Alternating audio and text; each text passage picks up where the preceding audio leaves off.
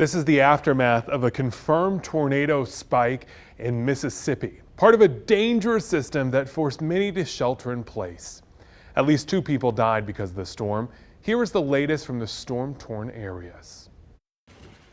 Overnight, a ferocious downpour over Starkville, Mississippi.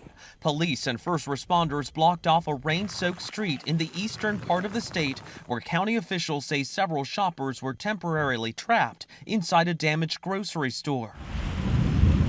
Even in the midst of tragedy, God's working. And in Steens, a late-night tornado ripped trees from their roots and left these homes in tatters. I mean, literally. That. And in Lowndes County, this fire department wasn't spared. It took a hit with its roof being torn off. That tornado, just one of many reported, and part of a dangerous system that whipped up continuous heavy winds. And quarter-sized hail fell across parts of the South. In Memphis, police and crews were busy all night. Intense rain caused enough accidents to litter highways and streets. Several of those crashes caused by slick roads and hydroplaning. In Caldwell Parish, Louisiana, at least 2 people were injured in a reported tornado strike that destroyed several homes. The latest system of storms has some folks wondering, is it typical to see severe weather like tornadoes this late in the year? I mean, we're in December almost. WFMY News 2's meteorologist Christian Morgan breaks it down for us. Well, the last 24 hours has been very busy in the weather world, especially for folks across the deep south. Now, the same storm system that brought us rain earlier this morning brought lots of severe weather across the deep south, most notably Mississippi and Alabama, with a lot of severe thunderstorms, several tornado warnings, and several confirmed tornadoes that were actually on the ground and unfortunately did cause a lot of damage and even a few fatalities down across the deep south late last night. Now, as that storm system moves away from us, you may be thinking, well, it's almost December.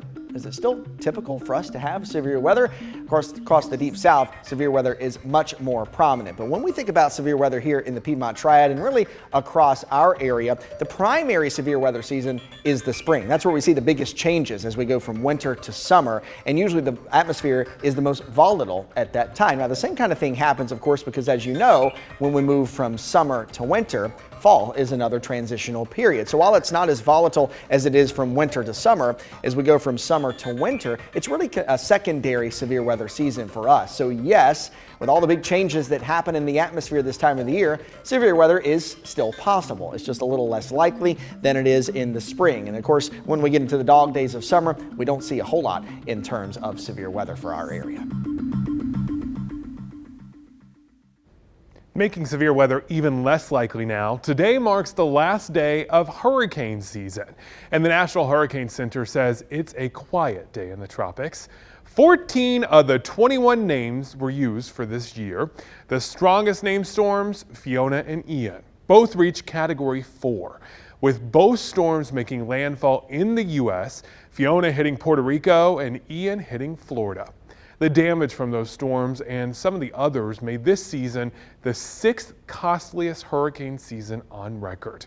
Hurricane Ian on its own is estimated to be one of the costliest storms in U.S. history. Many Floridians are still recovering. Some of them reflected on what they've been through at Thanksgiving dinner. It's right in the middle of the storm. This is not before and it's not after. It's in the middle of it. And she texts me, she goes, "We're gonna die." I said, "No, you won't. I got you. I won't let you die." It's different. It's not our home, but we have a beautiful place to celebrate. More than 100 people died in the storm. 4 of those who died were in North Carolina.